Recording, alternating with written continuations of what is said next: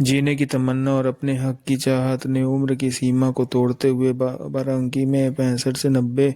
95 वर्ष की आयु के लगभग 1 सैकड़ा वरिष्ठ नागरिकों को सड़कों पर उतरने के लिए प्रेरित किया। शनिवार शाम को सेवानिवृत्त कर्मचारी एवं पेंशनर एसोसिएशन के बैनर तले इन वरिष्ठ नागरिकों ने 8वें केंद्रीय वेतन आयोग के दायरे में पेंशन पुनरीक्षण की मांग को लेकर लखपतबाग चौराहा स्थित कार्यालय से जिलाधिकारी कार्यालय तक लगभग 1.5 किलोमीटर लंबा कैंडल मार्च निकाला।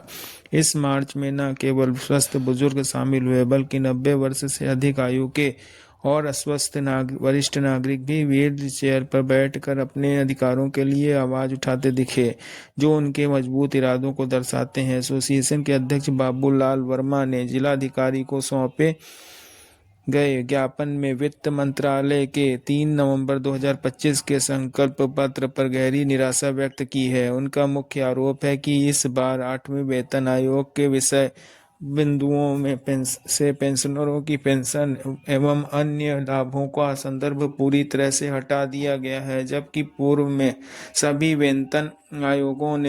में यह विषय अनिवार्य रूप से शामिल रहता था। ज्ञापन में कहा गया कि 7वें वेतन आयोग 28 फरवरी 2014 के संकल्प पत्र में स्पष्ट रूप से पेंशन के पुनरीक्षण और लाभों को आयोग के दायरे में रखा गया था,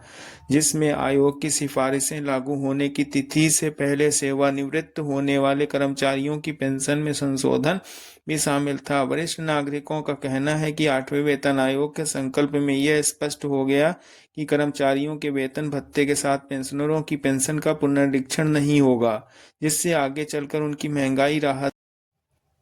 संकट उत्पन्न हो सकता है, जो कि पेंशन पुनरीक्षण की स्थापित नीति और परंपरा के विपरीत है। उन्होंने सरकार द्वारा परिभाषित लाभ पेंशन योजना को गैर अंशदायी कहने को भी अनुचित बताया, क्योंकि सुप्रीम कोर्ट ने 1982 में अपने फैसले में स्पष्ट किया था कि पेंशन कर्मचारियों की लंबी सेवाओं का प्रतिफल और विलंबित वेतन है, न कि सरकार का दान। कैंडल मार्च के माध्यम से वरिष्ठ नागरिकों ने सरकार से तत्काल हस्तक्षेप की मांग की है। वे कि 8वें वेतन आयोग की रिपोर्ट लागू होने की तिथि के पूर्व में के पेंशनरों और पारिवारिक पेंशनरों की पेंशन पुनरीक्षण और अन्य लाभों से संबंधित मामले को पूर्व वेतन आयोगों की भांति तत्काल 8वें वेतन आयोग को संदर्भित किया जाए और 3 नवंबर 2025 के टर्म्स ऑफ रिफरेंस को संशोधित किया जाए। कैंडल मार्च में बाबूलाल वर्मा के साथ महामंत्री अशोक कुमार सोनी, पूर्व न्यायाधीश